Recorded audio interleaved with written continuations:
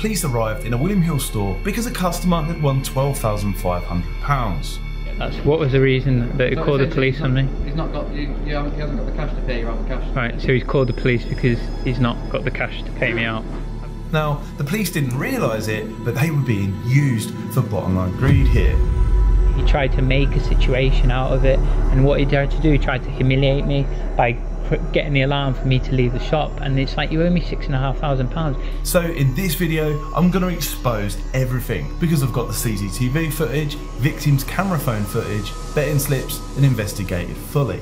The findings appear to be way more sinister than it initially looks. Quite literally, every UK citizen should be worried about this. You owe me money, they owe me money. They still owe me it. Is this going to be any store that it goes to?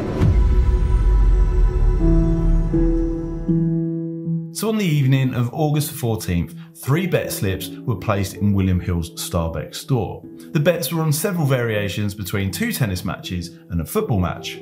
The total stake was around £2,400 paid in cash. Now, I've spoken to the victim at length about this, and his cash was taken without issue. The William Hill staff didn't show any interest in conducting checks of any kind when they placed the bet. Now remember that, because it's a crucial point for later on, particularly when you consider William Hill was fined £19.2 million at the beginning of the year for failing to carry out social responsibility and money laundering checks. Despite some people quite clearly having an addiction, the company has let them carry on betting until they have nothing left. However, in this case, our punter's luck was in. You see, all 3 of his betting slips won, the total return being just shy of 12.5 grand. Now, he didn't realise it, but this was about to escalate into a full-scale nightmare with 4 different shop visits, the police being called twice, contact to his MP, the Daily Mail, and an extreme interrogation of his personal finances. Are you going to give me your name? Are you going to speak to me like an adult? Are you going to give me your details? I'd rather not, thank you. After the exhilarating win, he promptly arrived at the store to collect his profits. The William Hill staff didn't have that kind of cash in the shop, so the 2 girls behind the counter willingly cashed out the largest of the 3 slips for a total of £5,500. With the company being valued at £2.2 billion, it was merely pocket change. For the rest of the money, they told him that he had to come back another day or visit another store. Now, he was happy with that interaction, so he left them £110 tip from his winnings. Although this is where things first start to go seriously wrong. Your description will now be taken from CCTV and passed off with us.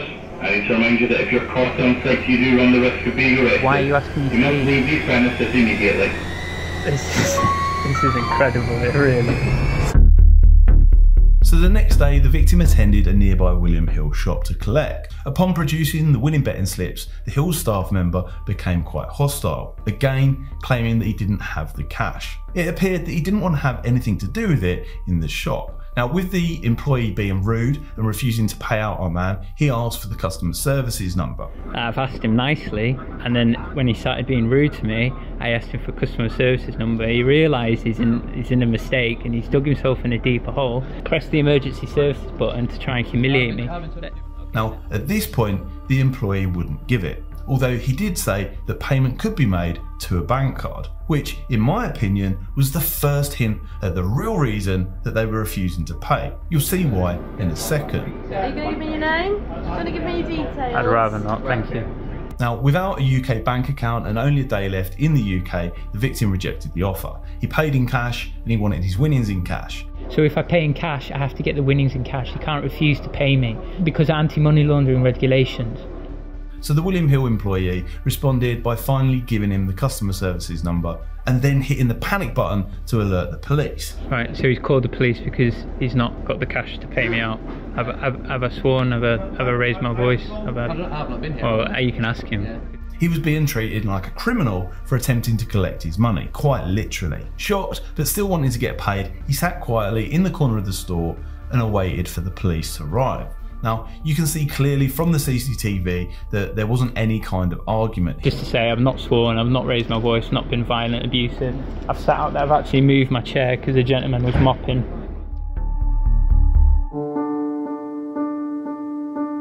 Now, a lot of what was truly happening here is probably lost on anyone that isn't a professional gambler, so I'll explain from my personal perspective. William Hill wanted the customer's identity, but only because he'd won a large amount of money off of them.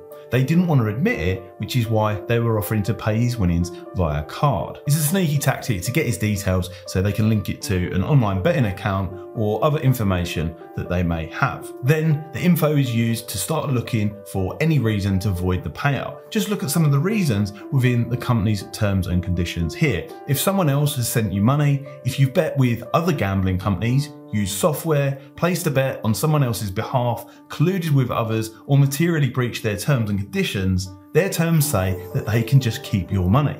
Interestingly enough, they're less concerned about losers colluding on bad tips. So next, the police turned up. After a short conversation with the shop staff and the victim, they realised that they were never actually needed. And he's tried to humiliate me, and then he's got his colleague to call the police on me. So he's wasted 2 police officers' resources. The emergency button and the police appear to have been used to intimidate the victim into leaving the shop. The 2 confused police officers advised our lucky winner to leave the shop for now and call customer services to collect the rest of his money later on. Frustrated at being treated like a criminal, he did. Now, customer services advised that he must collect the cash from the original shop in which he placed the bet, which is where things took a turn for the worse once more. I know I'm not placing a bet, but you owe me money. So what's the reason? What's the actual physical reason you're asking me to leave? Because on arrival, our victim was told to call customer services again. So he sat in the corner away from the counter and proceeded once more. After several confusing phone calls between the shop, the area manager and the customer services, he was told that he now needed to email customer services and verify his identity for regulatory and compliance purposes. Now, I can't show their faces in this video for obvious reasons, but the footage shows that shop staff clearly found it quite amusing. I'll decode that in layman's terms for you. They were now blaming regulation in an attempt to get access to his personal details again. It's a dirty practice that has become quite common in the world of online betting over the last 2 years, although it's bound to happen when the regulator puts the bookies in charge of policing themselves. Recently, the Gambling Commission's top brass said this to a parliamentary committee about it. Whenever you're dealing with people's data, people want to feel that they can trust the way that data is being used, that it's not going to be misused. So as Andrew said, any data that is collected through this can only be used for the purposes of helping to protect consumers, cannot be used for commercial purposes. And if operators were to do so, then not only would they find themselves on the sharp end of regulation from us, but also from the Information Commissioner as well. Although absolutely nothing has been done about this. In fact, they're giving companies like William Hill more power to go down consumers' bank statements in the name of safety and harm prevention.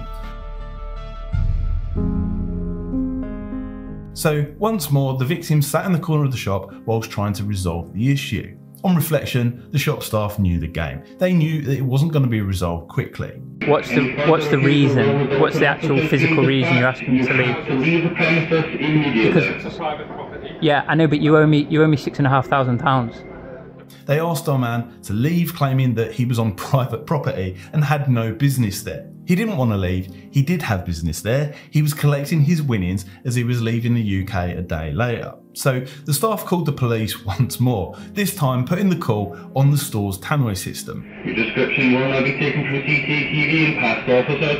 I need to remind you that if you're caught on site, you do run the risk of being arrested. You must leave these premises immediately. Wow.